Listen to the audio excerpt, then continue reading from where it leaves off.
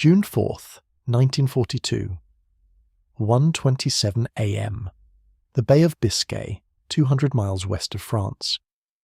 Capitan Lieutenant Augusto Migliorati stood on the conning tower of the Italian submarine Luigi Torelli, breathing the cool night air as his diesel engines rumbled beneath him, charging the batteries that would power his boat through another day of submerged travel. The darkness was complete, a moonless night with heavy cloud cover that reduced visibility to perhaps 100 yards. Perfect conditions for surface running. The Americans had just entered the war 6 months earlier, and the tonnage his German allies were sinking in the Atlantic was staggering. Over 3 million tons in 1941 alone. The night belonged to the submarines. It had always belonged to them. Allied aircraft couldn't see in the dark, and their radar, while troublesome, gave enough warning for a submarine to dive to safety. Migliorati had made this transit before. In a few hours, dawn would force him back underwater, but until then, he could make good speed on the surface, recharge his batteries and ventilate the boat. His crew needed the fresh air after days submerged. The German submariners called this stretch of water the happy time. Migliorati was inclined to agree. Then, at 1:29 a.m., the darkness exploded into noon. A blinding white light, more intense than any searchlight Migliorati had ever seen, stabbed down from the sky, catching the Torelli in a circle of brilliance that turned night into day. The captain threw his arm across his eyes, momentarily blinded. Above the roar of the diesel engines, he heard the scream of aircraft engines diving at full throttle. There was no time to dive, no time to man the anti-aircraft guns, no time to do anything but stand frozen in that terrible light as 4 depth charges fell from the Wellington bomber, their fins whistling as they plummeted toward the water. The captain shouted the order to crash dive, but he already knew it was too late. The Italian submarine Luigi Torelli had just become the first victim of a weapon that would transform submarine warfare forever. The Leigh Light had arrived in the Battle of the Atlantic, and the darkness would never again be safe for surfaced submarines. What Captain Migliorati didn't know, what no German or Italian submarine commander knew in those early summer days of 1942, was that a single officer in the Royal Air Force had just solved a problem that had frustrated Allied air forces for 2 years. His name was Squadron Leader Humphrey de Verde-Lee, and he had developed his revolutionary searchlight entirely in secret, without official approval, in spare time stolen from his regular duties. The Air Ministry hadn't known the Leigh Light existed until he showed them a working prototype. By then, it was too late to stop him, and the Germans were about to discover that innovation born of frustration could be more dangerous than any weapon produced by official channels. The story of the Leigh Light begins not with engineering or technology, but with a fundamental problem that plagued anti-submarine warfare from the beginning of World War II. German U-boats, like all submarines of that era, were not true submarines at all. They were surface ships that could submerge temporarily. The diesel engines that gave them speed and range could only operate on the surface, drawing air through vents and exhausting fumes into the atmosphere. Submerged, submarines ran on electric motors powered by massive battery banks. But those batteries drained quickly, especially at speed. A Type 7 U-boat, the workhorse of the German fleet, could manage perhaps 80 miles at 4 knots when submerged. On the surface, it could travel 8,500 miles at 10 knots. The mathematics was simple and brutal. Submarines had to surface regularly to run their diesel engines, both to recharge the batteries and to make any meaningful progress toward their patrol areas or hunting grounds. During daylight, this made submarines vulnerable to aircraft. Allied patrol planes could spot the dark shape of a surface submarine from miles away, giving crews time to dive to safety, but at least forcing them underwater and disrupting their transit. But at night, the advantage shifted entirely to the submarines. The darkness that concealed Allied convoys also hid surfaced U-boats running on diesel power, making good speed toward their hunting grounds. Night was when submarines recharged their batteries, ventilated their boats, and made the fastest progress. Night was safe. By early 1941, the Royal Air Force had developed ASV Mark II radar, air-to-surface vessel radar, that could detect surface submarines at ranges up to 12 miles in good conditions. This was revolutionary technology. For the first time, Allied aircraft could find submarines in complete darkness or through cloud cover.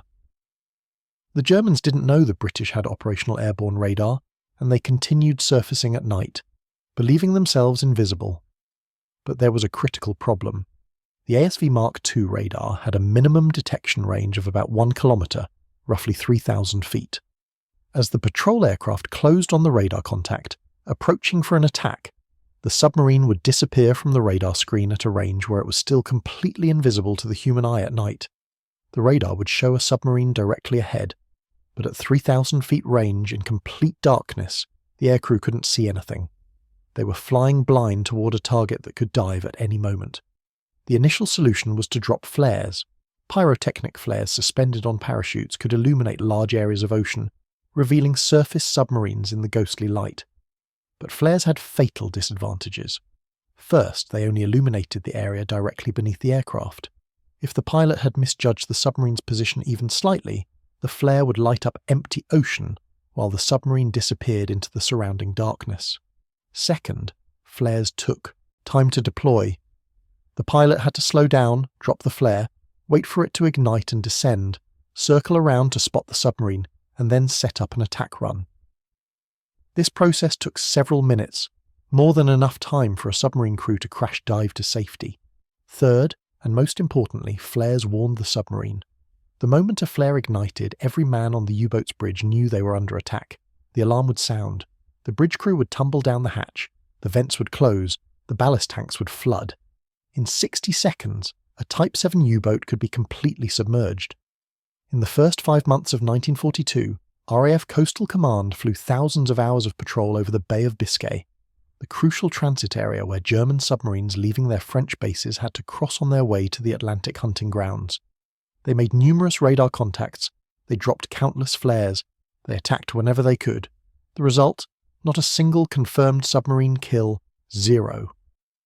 Meanwhile, 6 Allied aircraft were lost to weather, mechanical failure, and German anti-aircraft fire. The U-boats were winning. The submariners knew about the radar. German intelligence had captured ASV equipment from downed aircraft and understood how it worked. But the early warning it provided, combined with the flare problem, meant submarines could almost always dive to safety before an attack developed. The German submariners joked about the British Weihnachtsbaum, Christmas trees, the flares that lit up the night sky but rarely led to successful attacks. Squadron leader Humphrey de Verde-Lee was not an engineer. He was not a scientist. He was a personnel officer, a staff officer who managed administrative duties rather than flying combat missions. But Lee had a habit of talking to aircrew when they returned from patrol. He listened to their frustrations. He understood the problem intimately because he heard about it from the men who faced it night after night. The submarine disappears from radar at 3,000 feet. You can't see it in the darkness. You drop flares and it dives before you can attack. The solution came to him in a moment of clarity that would seem obvious in retrospect but had eluded the official development programs. Stop using flares that warned the submarine. Instead, mount a powerful searchlight on the aircraft, point it forward, and switch it on at the exact moment the submarine disappeared from radar. The submarine crew would have no warning. The searchlight would illuminate the target instantly, and the aircraft could attack immediately before the submarine could dive. Simple, elegant, obvious, and completely unofficial. Lee developed his searchlight system entirely on his own initiative. He worked in secret, using personal contacts and calling in favours, because he knew the official channels would strangle the project in red tape and committee meetings. He approached Squadron Leader Frederick Bowhill, Commander-in-Chief of Coastal Command, who immediately recognised the potential and agreed to support development quietly. But officially, the Air Ministry knew nothing. The searchlight Lee designed was not subtle. It was a 24-inch naval searchlight, a massive carbon arc lamp that generated 22 million candle power of illumination. To put that in perspective, a typical car headlight produces about 3,000 candle power. The Leigh Light was over 7,000 times brighter. It could illuminate a surface submarine as clearly as noon sunlight from nearly a mile away, and do it instantaneously. The light was mounted in a retractable housing, nicknamed the dustbin, installed in the bomb bay of Wellington bombers, where the ventral gun turret had been removed. The installation was crude but effective. A hydraulic system lowered the housing when needed. An operator in the aircraft controlled the light's direction, able to point it forward and adjust aim as the aircraft approached the target. In March 1941, Lee's prototype was tested on a Wellington that had previously been modified for magnetic minesweeping and already had a generator aboard to power the minesweeping equipment. The test was conducted over the English Channel with a friendly submarine acting as the target. The results exceeded everyone's expectations. The submarine crew reported being completely surprised by the sudden illumination. One moment they were invisible in the darkness, the next they were caught in a blinding light more intense than anything they had experienced. They had no time to react before the aircraft was overhead. The concept worked perfectly. But then came the bureaucratic nightmare that Lee had feared. The Air Ministry, finally informed of the Leigh Light's existence, was not pleased with this irregular development. They had their own solution to the night submarine problem, the turbine light. The turbine light was a large searchlight mounted in the nose of aircraft, developed through official channels, tested extensively, and favoured by the Air Ministry establishment. The fact that the turbine light had proven completely ineffective in actual operations did not deter the bureaucrats. It was their programme, properly developed through official channels, and they were not about to be embarrassed by some staff officer's skunkworks project. For over a year, while U-boats sank merchant ships by the hundreds, the Leigh Light sat in development limbo. The Air Ministry insisted on further testing of the turbine light. Committees met, reports were written, memoranda circulated. Meanwhile, the manufacturer, Savage and Parsons, continued refining the Leigh Light on their own initiative, improving the design, developing mounting systems for different aircraft types, and preparing for production that might never be authorized. The breakthrough came through desperation. By mid-1942, the U-boat campaign had reached crisis proportions. In the first 6 months of 1942, German submarines sank 3 million tons of Allied shipping. At that rate, Britain would be starved into submission before America's industrial might could turn the tide. The turbine light had definitively failed. The flare tactic remained ineffective, and Coastal Command was screaming for anything at all that might help them kill surfaced submarines at night. In June 1942, the Air Ministry finally authorised operational deployment of the Leigh Light. The first squadron to receive the equipment was 172 Squadron, a Coastal Command unit flying Wellington Mark VIII bombers from RAF Chivanor in Devon. The squadron had been formed in April specifically to develop night attack tactics using the Leigh Light. Now, finally, they had the equipment to try. The procedure for a Leigh Light attack was deceptively simple, but required perfect coordination between the pilot, radar operator, and bomb aimer. The Wellington would patrol at night, usually at about 2,000 feet altitude, with the ASV Mark II radar scanning the ocean below for contacts. When the radar operator detected a surface submarine, he would call out bearings and range to the pilot. The pilot would turn toward the contact and begin descending, reducing altitude to about 300 feet for the attack run. As the aircraft closed, the radar operator would call out decreasing ranges. 5,000 feet, 4,000 feet, 3,000 feet. At approximately 3,000 feet, just as the submarine was about to disappear from radar, the pilot would give the order, "Light on." The effect on surface submarine crews was devastating, psychologically and tactically. One moment, they were invisible in the darkness, secure in the knowledge that Allied aircraft couldn't see them. The next moment, they were pinned in a brilliant circle of light like insects under a magnifying glass. The light was so intense it was physically painful to look at. Blinding men who had spent hours in darkness with their eyes adapted to low light, and they had no time to react. From the moment the light came on to the moment depth charges hit, the water was typically less than 20 seconds. A U-boat needed 30 to 60 seconds to crash dive, to sound the alarm, clear the bridge, seal the hatches, flood the ballast tanks, and get underwater. The mathematics were brutal and simple. The submarine could not dive fast enough. They were caught, helpless on the surface, unable to submerge before the attack arrived. The first operational use of the Leigh Light came on the night of June 3, 1942. Squadron leader J.H. Greswell was patrolling in Wellington 8 serial number W5465 from 172 Squadron when his radar operator detected a contact in the Bay of Biscay. Greswell followed standard procedure, homing on the radar return, descending to attack altitude. At 3,000 feet range, he gave the order. The light blazed on, revealing the Italian submarine Luigi Torelli, fully surfaced, engines running, caught completely unprepared. Greswell's bomb aimer released 4 depth charges in a perfect straddle. The charges exploded around and under the submarine, causing severe damage. The Torelli's captain, Augusto Migliorati, managed to get his boat underwater, but the damage was catastrophic. The pressure hull was cracked, seawater was flooding the control room, the batteries were damaged, releasing chlorine gas. Migliorati had no choice but to surface again and make a desperate run for neutral Spain. The damaged submarine was attacked twice more by RAF Sunderland flying boats over the next 2 days, but Migliorati somehow kept his boat moving. On June 8th, the Torelli limped into the Spanish port of Santander, barely afloat, her crew poisoned by chlorine gas and exhausted from days of pumping and damage control. The submarine was saved, but only barely, and the German U-boat command took note. A surface submarine had been attacked at night without warning, caught in a devastating new weapon that bypassed all their defences. This was not a flare attack. This was something new, something dangerous. The German submariners began calling it das Blitzlicht, the flashlight, though they did not yet understand how it worked or how widespread its deployment would be. 1 month later, on the night of July 5, 1942, the Leigh Light scored its first confirmed kill.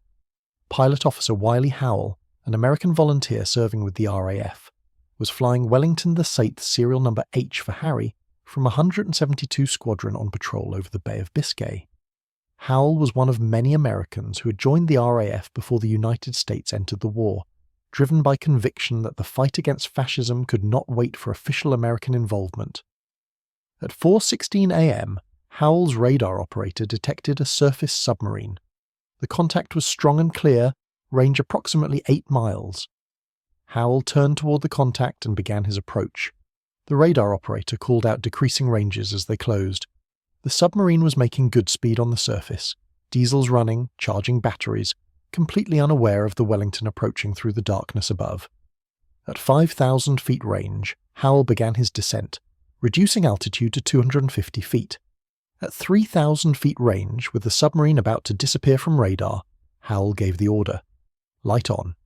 The beam stabbed down through the darkness, and there in the centre of the brilliant circle was U-502, a Type 1C U-boat under the command of Kapitänleutnant Jürgen von Rosenstiel. The submarine had been on the surface for hours, making the passage from its patrol area in the Caribbean back to Lorient, France.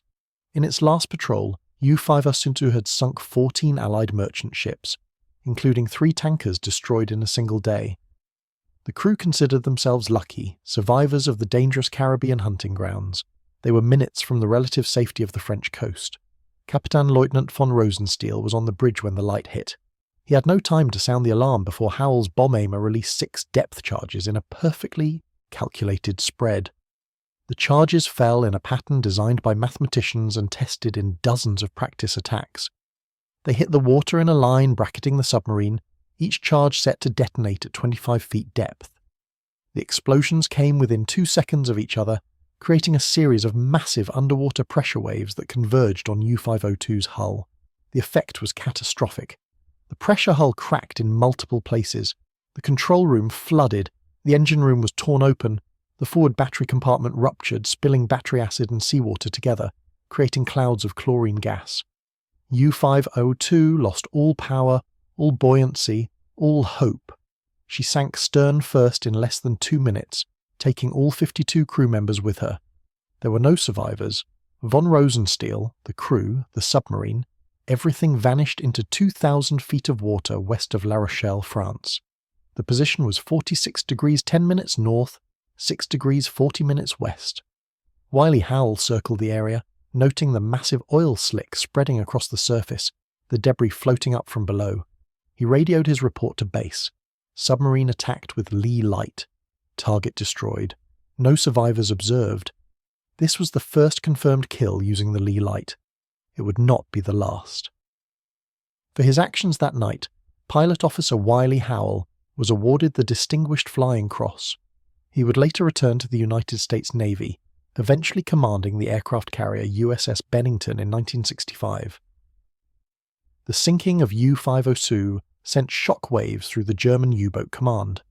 The report from Howell's patrol, combined with intelligence from survivors of the Torelli attack and other encounters, made it clear that the British had developed a new weapon specifically designed to defeat surface submarines at night. The analysis by German naval intelligence was thorough and accurate. The British were using radar to locate surface submarines, then using a powerful searchlight to illuminate the target at the moment of attack. The searchlight eliminated the warning provided by flares and gave submarines no time to dive. The tactic was devastatingly effective. The U-boat command immediately changed their tactical instructions. Submarines crossing the Bay of Biscay were ordered to remain submerged at night when crossing the danger zone, surfacing only during daylight hours when they could at least see aircraft approaching and man their anti-aircraft guns. This was a complete reversal of previous doctrine. Night had been safe. Day had been dangerous. Now the opposite was true. The psychological impact on German submarine crews cannot be overstated. These men had operated under the assumption that darkness provided protection. They had surfaced at night with confidence, knowing that Allied aircraft couldn't see them. Now that confidence was shattered. The night sky had become a source of terror. At any moment, without warning, a blinding light might pin them on the surface, followed within seconds by depth charges that could kill them all. German submariner Werner Henke, commander of U-515, later captured and interrogated by the Allies, described the Leigh Light in his debriefing. It is impossible to understand unless you have experienced it. One moment you are in complete darkness. Your eyes are adjusted to the night. You can see stars, maybe the horizon if the weather is good. Then the light comes. It is not like looking at a bright light. It is like looking at the sun. You cannot see anything except white pane. Your eyes cannot adjust. You are blind, and you know that aircraft is coming, dropping its depth charges, and you cannot do anything except dive and pray. But diving takes time. Too much time. The light gives you no time. Some men broke under the stress. They called it Bisky fever, or Das Blitzlicht syndrome, the flashlight syndrome. Experienced U-boat commanders, men who had survived dozens of patrols, men who had faced destroyers and depth charges without flinching, became physically ill when ordered to transit the Bay of Biscay. Medical officers reported stress symptoms, insomnia, tremors, anxiety attacks. The mere possibility of a Leigh Light attack was enough to cause psychological casualties. The German response to the Leigh Light went beyond tactical changes. They needed a technical solution, a way to detect the radar emissions that preceded the light attack. The answer was the Metox detector, named after its French manufacturer. The Metox was a radar warning receiver, a device that could detect the ASV Mark II radar transmissions at ranges greater than the radar's own detection range. When an Allied patrol aircraft came within about 20 miles, the Metox would alert the U-boat crew with an audible warning. This gave them time to dive before the aircraft could close to visual range or illuminate them with the searchlight. Installation of Metox equipment began in August 1942, and by October most operational U-boats had the system fitted. The device worked exactly as advertised. U-boats equipped with Metox could detect Allied radar and dive before the aircraft arrived. The Leigh Light's effectiveness dropped dramatically. In the 5 months from August to December 1942, RAF Coastal Command achieved only 5 submarine kills in the Bay of Biscay, and not a single one was attributed to Leigh Light attacks. The Germans believed they had defeated the new weapon. Submarine commanders reported that the Metox gave them adequate warning every time. The British were using radar, the U-boats could detect that radar and dive, and the Leigh Light never got a chance to illuminate its target. The U-boat command was confident. The crisis had been solved through technology. The night was safe again. They were wrong. In London, British scientists and engineers had been working on a new generation of radar since before the Metox was deployed. The ASV Mark III radar used centimetric wavelength, about 10 centimeters, instead of the 1.5 meters used by the Mark II system. The shorter wavelength provided better resolution, better range, and better performance in rough seas. More importantly, it operated on a frequency that existing German radar detectors couldn't pick up. The Metox was designed to detect meter wavelength transmissions. It was completely blind to centimetric radar. The first aircraft equipped with ASV Mark III began patrols in March 1943. The U-boats had no idea anything had changed. On the night of March 5, 1943, U-333 was transiting the Bay of Biscay on the surface, charging batteries, making good speed toward its patrol area. The METOX receiver was operating normally, showing no radar contacts. The submarine was safe. Without warning, a Leigh Light blazed on from the darkness above. U-333 was caught, illuminated, helpless. The crew scrambled to crash dive as depth charges fell. The submarine survived the attack, badly damaged but able to submerge and limp back to port. But the shock was profound. The METOX had given no warning at all. The aircraft had appeared from nowhere with its terrible light, and only luck had saved them. The next night, March 6th, U-156 suffered an identical surprise attack on the far side of the Atlantic. Again, no METOX warning. Again, a Leigh Light attack from complete darkness. U-156 was also damaged but survived. The reports from both submarines reached U-boat headquarters within days. The conclusion was inescapable. The British had developed a new radar that the METOX could not detect. The night was no longer safe, and the Germans had no technical counter. The response was desperate. On March 18, 1943, Admiral Karl Donitz, commander of the U-boat force, issued a new directive.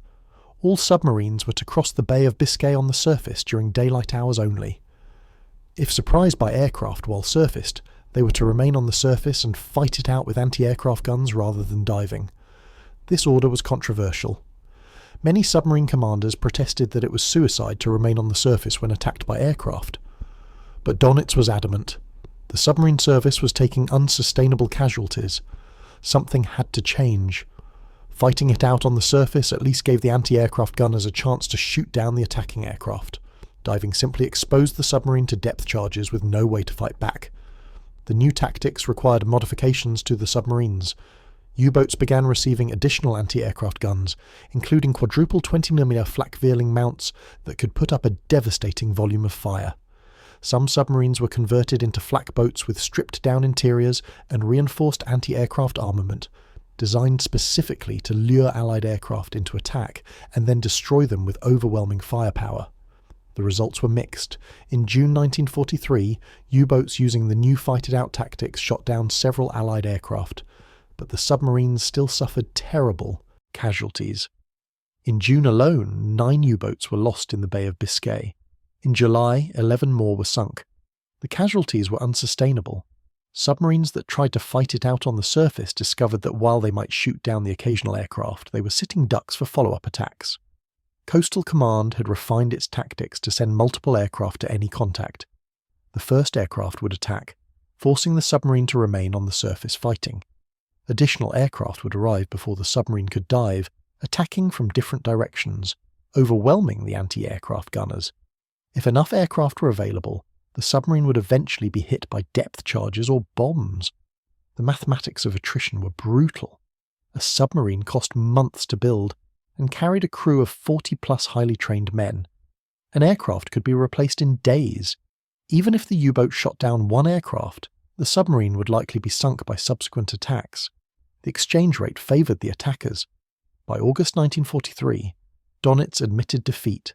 He ordered all U-boats to transit the Bay of Biscay fully submerged, remaining underwater for days at a time, creeping along at slow speed to conserve battery power, surfacing only for the minimum time necessary to recharge batteries, and then only in the darkest hours after midnight. The transit that had once taken 2 days now took a week or more. The submarines hugged the coast of Spain, staying as far as possible from Allied air bases in England. They crept through the bay like hunted animals, blind and vulnerable, knowing that any moment the darkness might explode into light. The casualty rate in the Bay of Biscay had become so severe that German submariners gave it a new name, Die Todesallee, Death Avenue, or simply Die Hölle, the Hell. Every U-boat that left port for patrol had to cross that deadly stretch of water twice, once outbound and once returning. Many never came back. The statistics tell the story of a weapon system that changed the entire character of anti-submarine warfare. In the first 5 months of 1942, before the Leigh Light was deployed, RAF Coastal Command flew thousands of hours over the Bay of Biscay without sinking a single submarine. From June 1942 to May 1943, after the Leigh Light was introduced but before centimetric radar deployment was widespread, Coastal Command sank 17 U-boats in the Bay of Biscay, with 11 of those kills credited at least partially to Leigh Light attacks.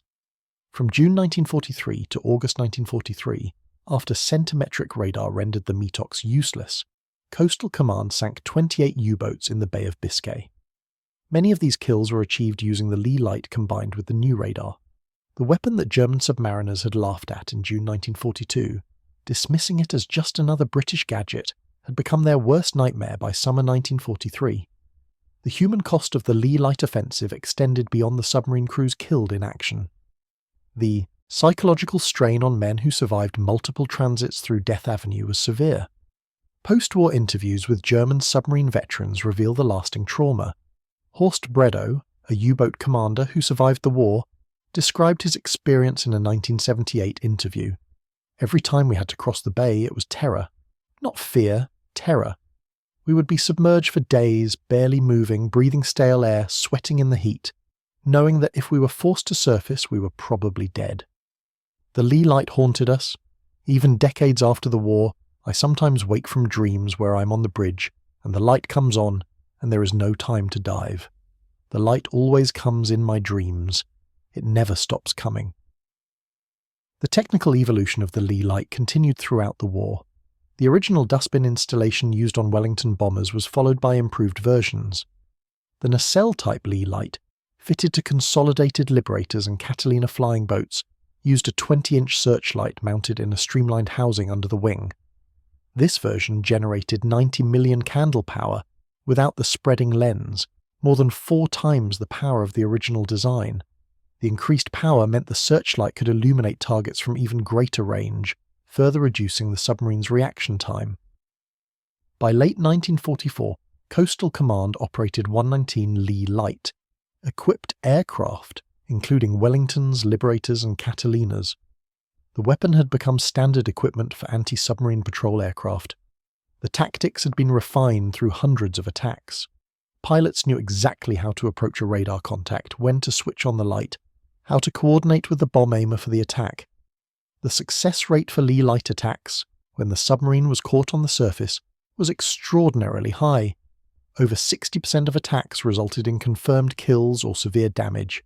This compared to success rates of less than 10% for pre-Leigh Light attacks using flares. The weapon worked, and it worked consistently. The German attempts to counter the Leigh Light never succeeded. After the failure of the METOX to detect centimetric radar, the Germans developed the Naxos radar detector, which could pick up centimetric transmissions. But by the time Naxos was deployed in late 1943, the U-boat force was already reeling from accumulated losses. The Battle of the Atlantic had turned decisively against the submarines. The air gap in the mid-Atlantic was closing as long-range aircraft became available. Escort carriers provided air cover for convoys far from land. Improved sonar and Hedgehog anti-submarine mortars made surface ship attacks more deadly. And the Leigh Light made the Bay of Biscay transit a nightmare. One of the most remarkable aspects of the Leigh Light story is how close it came to never existing. If squadron leader Humphrey de Verde Lee had followed official channels, his searchlight would have been buried in committee meetings and overtaken by the failed turbine light program. Instead, he developed it in secret, proved it worked, and forced the Air Ministry to adopt it despite their institutional resistance. This pattern of innovation outside official channels, of solving problems through personal initiative rather than bureaucratic process, was repeated throughout World War II. But the Leigh Light stands out because the problem it solved was so crucial and had proven so resistant to conventional solutions. The weapon's effectiveness depended entirely on the element of surprise. A surfaced submarine, given even 45 seconds warning, could crash dive and escape. The Leigh Light provided illumination within 20 seconds of the submarine being aware of the aircraft's presence. That 25-second difference was the margin between escape and death for submarine crews. It was a thin margin, measured in heartbeats, but it was enough. Submarine commanders who survived Leigh Light attacks all described the same experience: the horrible sudden brightness, the desperate scramble to sound the alarm and dive, the knowledge that they probably wouldn't make it underwater before the depth charges arrived, and the random chance that determined whether the depth charges fell just short, just wide, or directly on target. The development of the snorkel breathing tube that allowed submarines to run their diesel engines while remaining just below the surface was Germany's belated answer to the Leigh Light. With a snorkel, a U-boat could charge its batteries without fully surfacing, exposing only a small tube above the water. This made them much harder to detect visually or by radar. But schnorkel development came too late. The first schnorkel-equipped U-boats didn't enter service until late 1944. By then, Germany had already lost over 600 U-boats and the Battle of the Atlantic. The schnorkel would have been a game-changer in 1942. In 1944, it was a last-ditch defensive measure that couldn't reverse the tide. The strategic impact of the Leigh Light extended beyond the submarines it sank directly. The weapon forced German submarines to transit the Bay of Biscay submerged, which dramatically increased their transit time. A journey that once took 2 days now took a week or more. This meant submarines spent more time in transit and less time in their patrol areas. It reduced the number of submarines that could be kept on station in the Atlantic at any given time. It increased fuel consumption. It exhausted crews. It reduced operational efficiency across the entire U-boat fleet. Admiral Donitz later wrote about the impact of air power on his submarine force. He specifically mentioned the Leigh Light as one of the weapons that made the Bay of Biscay untenable. When our submarines could no longer surface safely at night in the bay, our entire operational concept collapsed. The boats had to remain submerged for extended periods, which they were never designed to do. Crew efficiency suffered. Mechanical problems increased. Transit times doubled or tripled. The British Leigh Light, combined with their improved radar, took away our freedom of movement. We were reduced to creeping along the seafloor like hunted animals. This is not how submarine warfare was meant to be fought. The technical specifications of the Leigh Light are worth noting because they demonstrate how sometimes simple solutions are more effective than sophisticated ones. The searchlight itself was not revolutionary technology. Carbon arc lamps had been used since the 19th century. Naval searchlights had been standard equipment on warships for decades. What made the Leigh Light revolutionary was its application: mounting a searchlight on an aircraft, integrating it with radar, using it at exactly the right moment in the attack sequence to deny the target any chance to escape. The installation weighed roughly 870 pounds for the nacelle version, not counting the battery pack or generator needed to power it. The beam could be focused or spread depending on range. At close range, about 1,000 feet, the spreading lens was used to illuminate a larger area. At maximum range, nearly a mile, the beam was focused to a narrow spot that could pick out a submarine on the surface. The carbon arc lamp required maintenance. The carbon electrodes burned away during use and had to be replaced regularly. The electrical system demanded constant attention. The retractable housing mechanism could jam. But when it worked, which was most of the time, it worked brilliantly. The light could be switched on in less than a second. The operator could adjust the aim during the attack run, and the illumination was so intense that surface submarines appeared as clearly as if photographed with a flash camera. Gun camera footage from Leigh Light attacks shows submarines frozen in brilliant light, every detail visible: the conning tower, the deck guns, the crew on the bridge desperately scrambling for the hatch. These images, preserved in the archives of the Imperial War Museum, are haunting documents of a weapon that gave its victims no chance to escape. The training for Leigh Light operations was intensive. Pilots had to learn to trust their radar operators completely, flying toward a contact they couldn't see, descending to attack altitude over dark water, waiting for the exact moment to switch on the light. The radar operator had to call out ranges accurately while tracking a moving target. The bomb aimer had to be ready to release depth charges within seconds of the light coming on, calculating the release point based on the aircraft's speed and altitude. One mistake, one miscalculation, and the attack would fail. The submarine would dive and escape, or worse, the aircraft might crash into the sea. Coastal Command developed elaborate training programs using surface submarines from the Royal Navy as practice targets. These exercises were conducted with full safety precautions. The submarines knew exactly when the aircraft would attack. No leave depth charges were used, but the training gave crews realistic experience of the timing and coordination required. The British submarines also provided valuable feedback about what the searchlight looked like from the target's perspective. Their reports confirmed what captured German submariners had described. The light was absolutely blinding, it created total surprise, and it left no time to react. The psychological warfare aspect of the Leigh Light was deliberate and carefully exploited. RAF Coastal Command wanted German submariners to know that the night was no longer safe. They wanted the fear of the Leigh Light to spread through the U-boat force. Captured German submariners were interrogated extensively about their experiences with Leigh Light attacks. These interrogations served two purposes. First, they provided tactical intelligence about how submarines reacted to the attacks and how countermeasures might be improved. Second, they were shared with other German prisoners. Word spread through the POW camps that Leigh Light attacks were devastating, unavoidable, and often fatal. When prisoners were eventually repatriated or escaped and returned to Germany, they brought with them stories of the terrible British searchlight that struck from the darkness without warning. This psychological warfare had real effects. German submarine morale, which had been extraordinarily high in 1940 and 1941, began to decline in 1942 and collapsed in 1943. The casualty rate was one factor. By 1943, roughly 75% of U-boat crews were being killed or captured. But the manner of death mattered too. Being caught on the surface by a Leigh Light, blinded and helpless, unable to fight back or escape, was a particularly terrifying way to die. It was psychological torture in the moments before the depth charges arrived. The Leigh Light also affected German submarine design philosophy. After 1943, the Kriegsmarine began developing the Type 21 Elektroboot, a revolutionary submarine design with massive battery capacity, streamlined hull for underwater performance, and a schnorkel for running diesels while submerged. The Type 21 was designed from the ground up to operate as a true submarine, spending almost all its time underwater, surfacing only rarely if at all. This design philosophy was a direct response to Allied air power in general, and the Leigh Light in particular.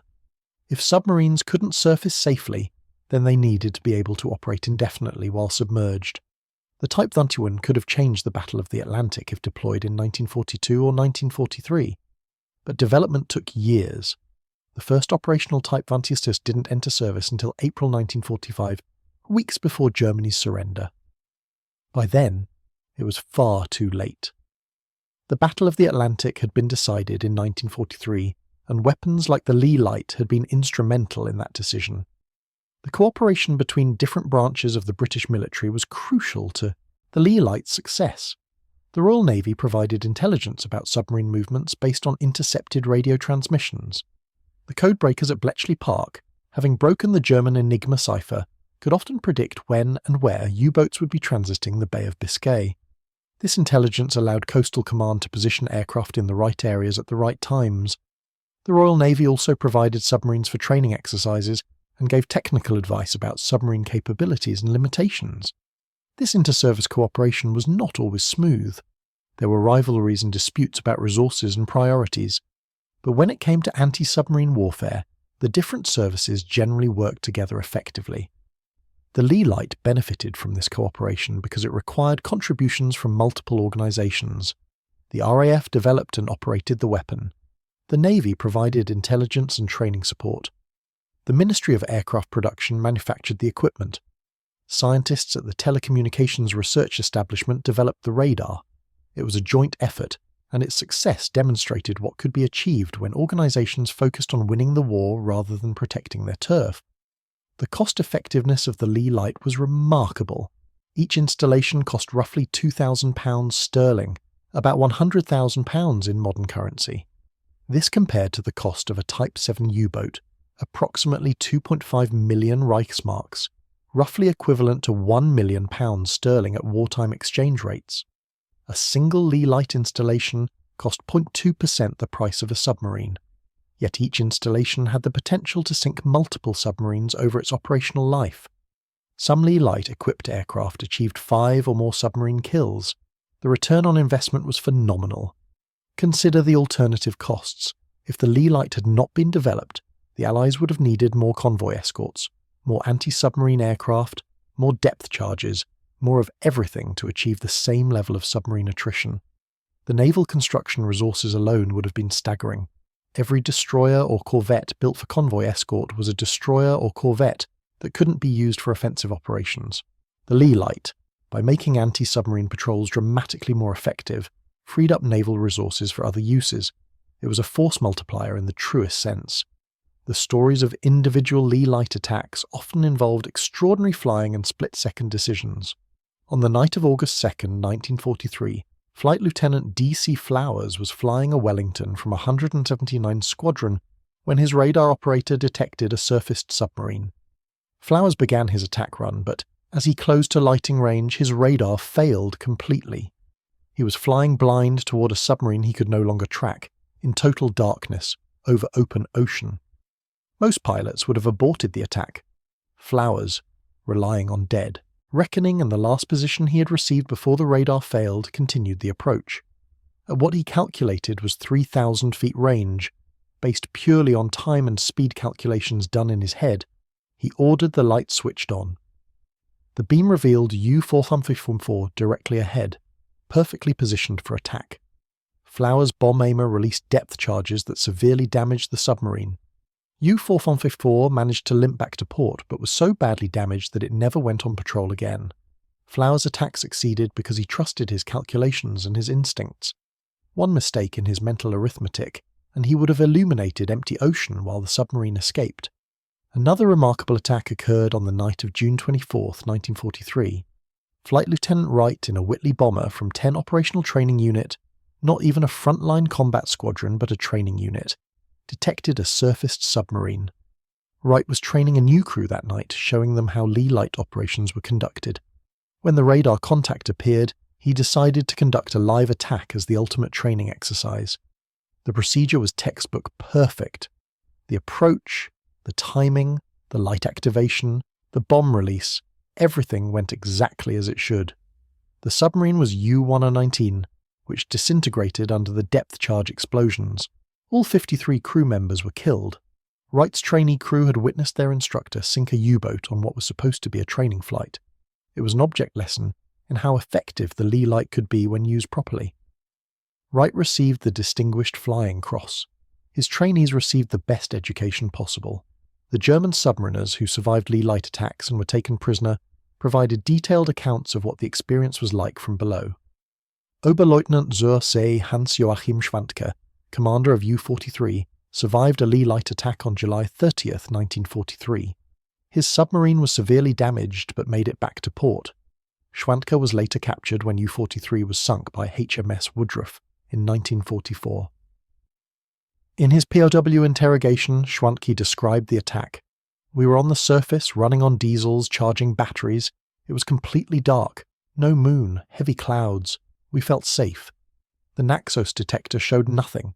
Then the world exploded into white. I have never experienced anything so bright. It was like being at the center of an explosion. I couldn't see. I couldn't think. I shouted for crash dive, but my voice sounded distant, unreal.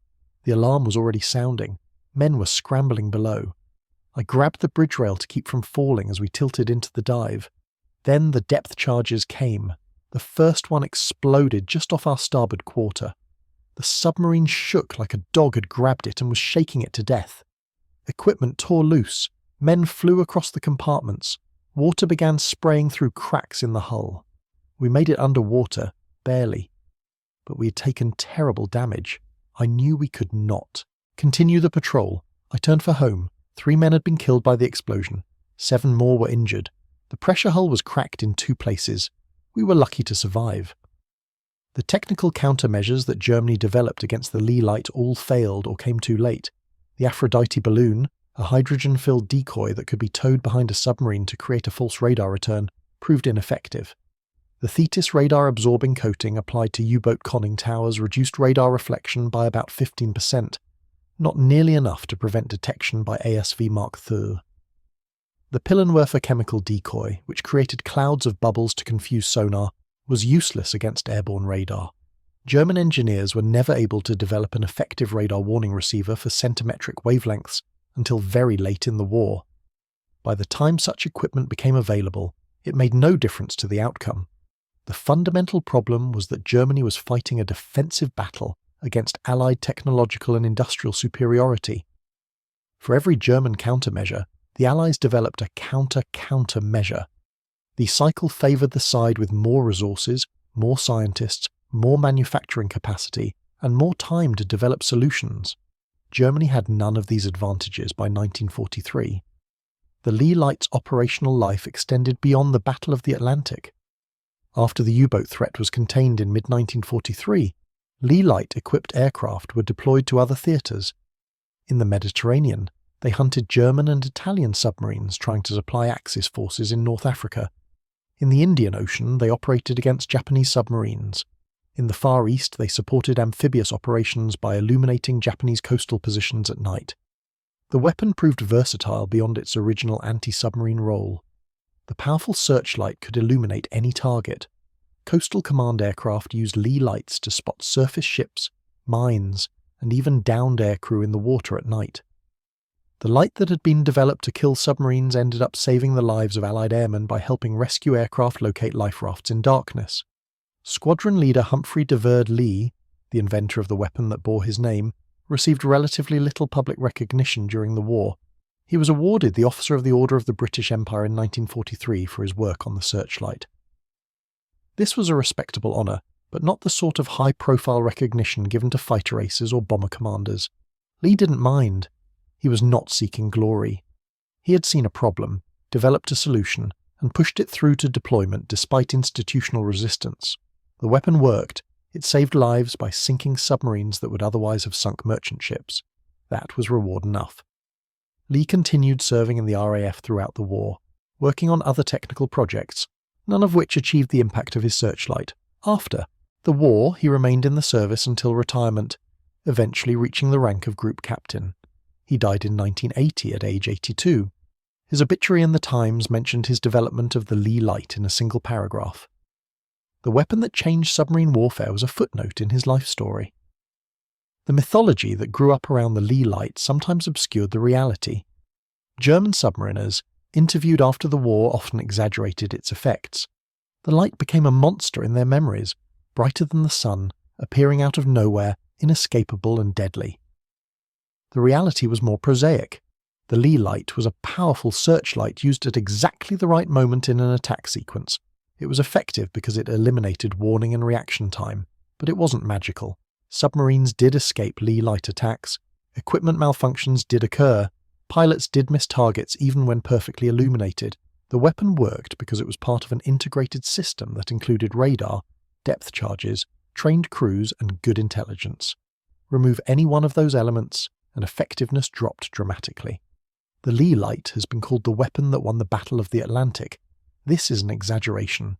The Battle of the Atlantic was won by a combination of factors: increased naval escort strength, long-range patrol aircraft closing the air gap, escort carriers providing air cover for convoys, improved sonar and weapons, better tactics, breaking the German codes, and yes, the Leigh Light. No single weapon won the battle, but the Leigh Light was unquestionably one of the key weapons that turned the tide. The environmental conditions in which Leigh Light operations were conducted deserve recognition. These were not precision attacks conducted in ideal conditions. They were night operations in the North Atlantic and Bay of Biscay, some of the most dangerous flying conditions in the world. Pilots flew in total darkness, often through clouds and storms, navigating by dead reckoning, relying on radar that could be unreliable, approaching targets they couldn't see until the moment of attack. They flew at low altitude over water, where any mistake could be fatal. They did this night after night, patrol after patrol, knowing that mechanical failure, weather, or enemy action could kill them at any moment. The courage required for this kind of flying is hard to appreciate from the safety of hindsight. These were not fighter pilots engaging in dramatic dogfights. They were patrol pilots conducting methodical searches in conditions that were cold, dark, exhausting, and dangerous. They flew for hours seeing nothing, and then in a few seconds of frantic action, they would attack a submarine and either succeed or fail. Then they would return to base, debrief, and prepare to do it again the next night. The maintenance crews who kept the Leigh Light equipment operational also deserve recognition. The searchlight was complex equipment that required constant attention.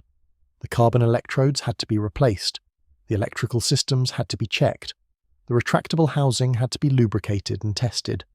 The whole installation had to be waterproofed against the salt spray and moisture of maritime operations. Ground crews worked in all weather, often outdoors on exposed flight lines, to ensure the equipment was ready when needed. Their work was unglamorous and unrecognized, but absolutely essential. A Leigh Light that failed at the moment of attack because of poor maintenance wasn't just an equipment failure. It was a dead crew, a sunk submarine that got away, a convoy that might be attacked. The ground crews understood this. They took pride in their work. Maintenance logs from RAF Coastal Command show remarkable reliability rates for Leigh Light equipment. Over 90% operational availability was routinely achieved, even in the harsh conditions of Scottish and Irish bases where salt spray and wind damaged equipment constantly. The impact of the Leigh Light on post-war naval aviation and anti-submarine warfare was significant. The lessons learned about integrating sensors with weapons, about the importance of eliminating enemy reaction time, about the psychological effects of sudden surprise attacks, all of these influenced post-war development. Modern anti-submarine warfare still relies on the same basic principles that made the Leigh Light effective. Detect the target with sensors, approach without warning, attack before the target can react. The technology has changed dramatically. Modern aircraft use infrared sensors, magnetic anomaly detectors, sonar buoys, and advanced radar. Modern submarines are nuclear-powered and can remain submerged indefinitely.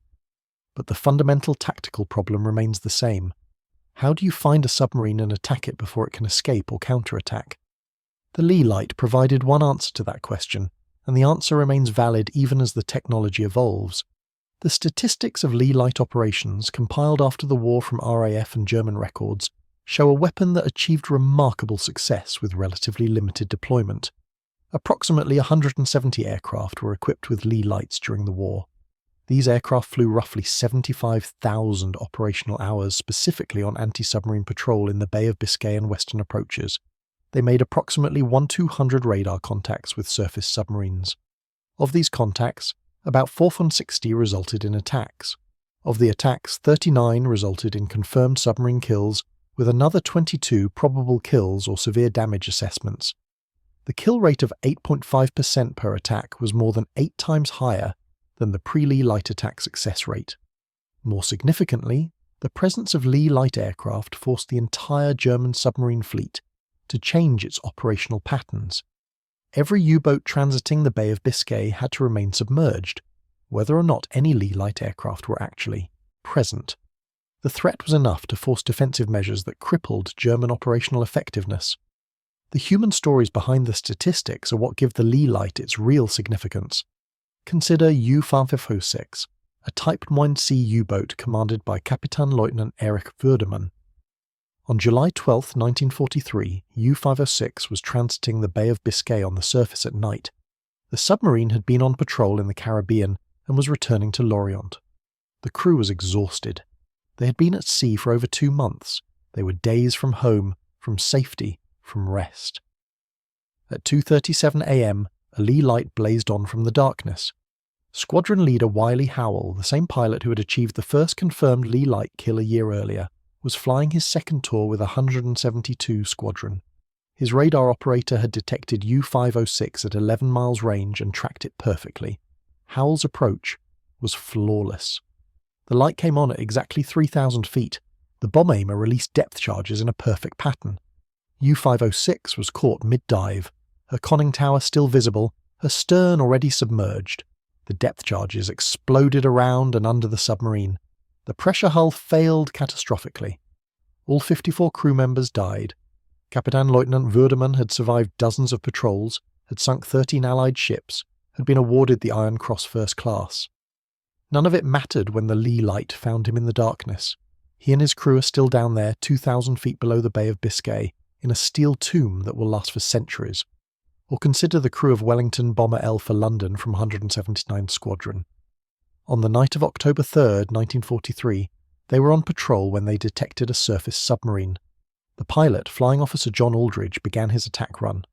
At 3,500 feet range, the Leigh Light failed to activate. The electrical system had malfunctioned. Aldridge had a choice: abort the attack and let the submarine escape, or continue without the light and drop depth charges based purely on the radar position. He chose to attack. The radar operator called out decreasing range.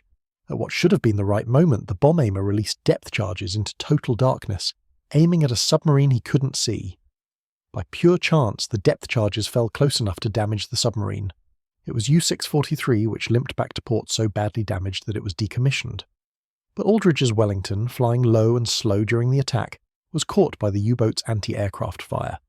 The aircraft was hit, the hydraulics failed, the pilot was wounded. Aldridge managed to fly the crippled Wellington back to England, but he bled to death during the landing approach. His crew survived. They credited his determination to press home the attack, even without the Leigh Light, with damaging the submarine enough to prevent it from attacking Allied convoys. Aldridge was awarded a posthumous Distinguished Flying Cross. The strategic significance of the Leigh Light becomes clear when considering the broader context of the Battle of the Atlantic. In 1942, German U-boats sank over 1,600 Allied merchant ships, totaling over 7.8 million tons. The rate of sinking far exceeded the rate of ship construction. Britain was being strangled, food supplies were down to a few weeks' reserve, fuel was rationed to the point that military operations were being constrained.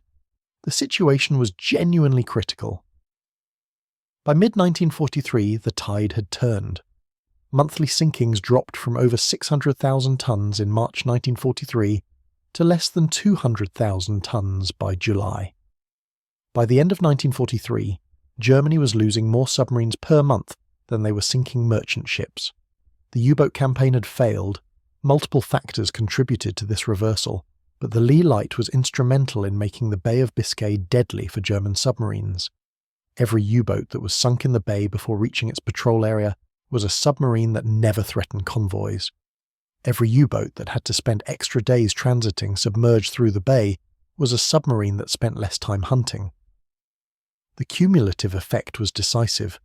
The technological race between Allied countermeasures and German countermeasures exemplified the broader pattern of World War II. Germany had technological advantages in some areas. They had the first operational jet fighter, the first ballistic missile, the first cruise missile. But they couldn't produce these weapons in sufficient numbers to affect the war's outcome. Meanwhile, the Allies took existing technology, refined it, produced it in massive quantities, and deployed it effectively. The Leigh Light was not revolutionary technology, but it was revolutionary application of existing technology. It solved a specific problem that had resisted other solutions, and it could be produced quickly and installed on existing aircraft. This pragmatic approach to technology, focusing on what worked rather than what was theoretically best, gave the Allies a crucial advantage.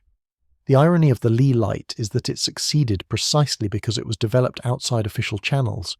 If Squadron Leader Lee had proposed his searchlight through normal procedures, it would have been evaluated by committees compared to existing programs like the turbine light, subjected to exhaustive analysis, and probably rejected as too simple or too crude.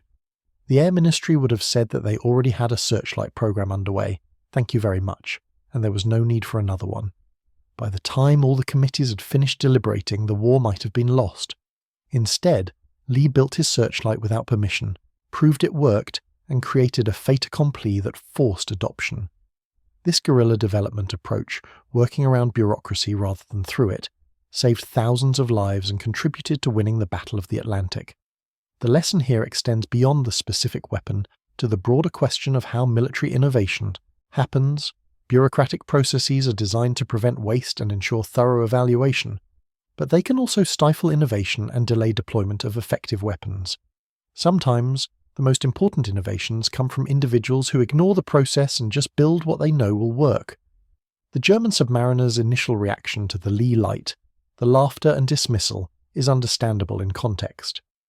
In June 1942, U-boats were winning the Battle of the Atlantic.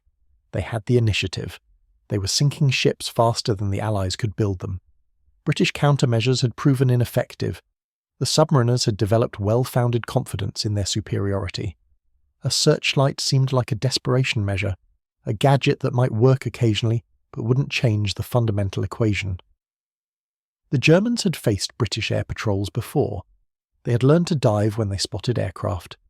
They assumed the new searchlight would just give them a bit less warning than flares, but still enough to escape. What they didn't anticipate was how the combination of improved radar, surprise illumination, and depth charges would eliminate their reaction time completely. The laughter stopped after U-502 went down. By the time U-56 was sunk a year later, no German submariner laughed at the Leigh Light. They feared it, dreaded it, had nightmares about it. The weapon that had seemed like a joke in June 1942 had become the most feared element of Allied air power by July 1943. The environmental legacy of the Battle of the Atlantic and the Leigh Light offensive lies on the ocean floor. Dozens of U-boats sunk by Leigh Light, attacks remain where they fell, scattered across the Bay of Biscay and the western approaches. These wrecks are war graves, containing the remains of over 2,000 German submariners. They are protected by international law. Diving on them is restricted or prohibited. They serve as underwater memorials to men who fought and died in a brutal campaign that showed no mercy to either side. Some of these wrecks have been located by oil companies conducting seabed surveys. Others remain undiscovered. The sea keeps its secrets. In a few cases, relatives of German submariners have organised memorial services above the wreck sites. Ships position themselves over the coordinates where a U-boat went down, and families drop wreaths into the water while a chaplain reads prayers. These ceremonies provide closure for families who never received bodies to bury, who never knew exactly where or how their fathers and grandfathers and great-uncles died. The Leigh Light killed these men, but the light itself was just a tool. The real enemies were fascism, militarism, and the strategic decisions that sent submarines to sea in a war they could not win. The technical evolution of searchlight technology in the decades after World War II was influenced by lessons learned from the Leigh Light. Helicopter searchlights used in Vietnam for night operations traced their lineage directly to the Leigh Light. The tactics were similar: use sensors to locate the target, approach under cover of darkness, illuminate suddenly, attack immediately. The principle remained valid even as the technology advanced from carbon arc lamps to halogen to LED lights. Modern military searchlights are more powerful, more reliable, and lighter weight than the Leigh Light, but they serve the same purpose: surprise the enemy by suddenly turning darkness into day. The psychological impact remains as effective now as it was in 1942.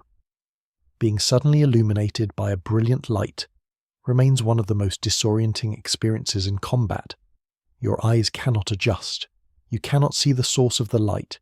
You feel exposed, vulnerable, helpless. This was true for German submariners in 1942. It remained true for Vietnamese soldiers in 1968. It would be true today. The final accounting of the Leigh Light's contribution to Allied victory in World War II must consider not just the submarines it sank directly, but the broader impact on German submarine operations. By making the Bay of Biscay transit so dangerous, the Leigh Light forced the entire U-boat fleet into defensive postures that crippled their offensive effectiveness. Submarines that should have been hunting convoys were instead creeping along the seafloor trying to avoid detection. Submarines that should have been making 12 knots on the surface were instead making 4 knots submerged. Transit times doubled or tripled. Battery life was consumed in crossing the bay rather than patrolling the Atlantic. Crew morale collapsed under the stress of repeated transits through what became known as Death Avenue.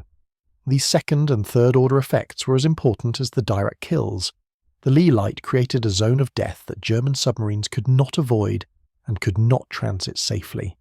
This alone was enough to decisively shift the balance of power in the Atlantic. The story of the Leigh Light is ultimately a story about innovation, determination, and the willingness to challenge institutional inertia. Squadron leader Humphrey de Verde Lee saw a problem that was killing Allied merchant seamen and costing the war. He developed a solution using his own initiative and resources. He proved it worked despite institutional resistance. He forced adoption through the power of demonstrated effectiveness. His weapon changed the course of the Battle of the Atlantic and contributed directly to Allied victory. Yet Lee remained a relatively obscure figure, content with having done his duty without seeking recognition or reward. This kind of quiet competence, solving problems without fanfare, innovating without permission, persisting despite obstacles, this was how the war was won. Not through dramatic gestures or famous battles, but through thousands of individuals like Lee who saw what needed to be done and did it. The Leigh Light illuminated more than surfaced submarines. It illuminated a path forward in the darkest days of the Battle of the Atlantic. It showed that innovation and determination could overcome seemingly insurmountable problems. It proved that one officer with a good idea and the courage to pursue it could change the course of history. German U-boats laughed at the Leigh Light until it exposed them in the dark. Then they stopped laughing. Because the light that revealed them in their moment of vulnerability also revealed the truth they had not wanted to face. The night no longer belonged to them. The Atlantic no longer belonged to them. The war was turning against them, and a simple searchlight, mounted on an aircraft, operated by determined men, had played a crucial role in that turning. The thunder of depth charges followed the light, the explosion of pressure hulls answered the illumination, and one by one, the U-boats that had terrorized the Atlantic went down into the dark water, where the Leigh Light could not reach them, but where they could harm no one ever again.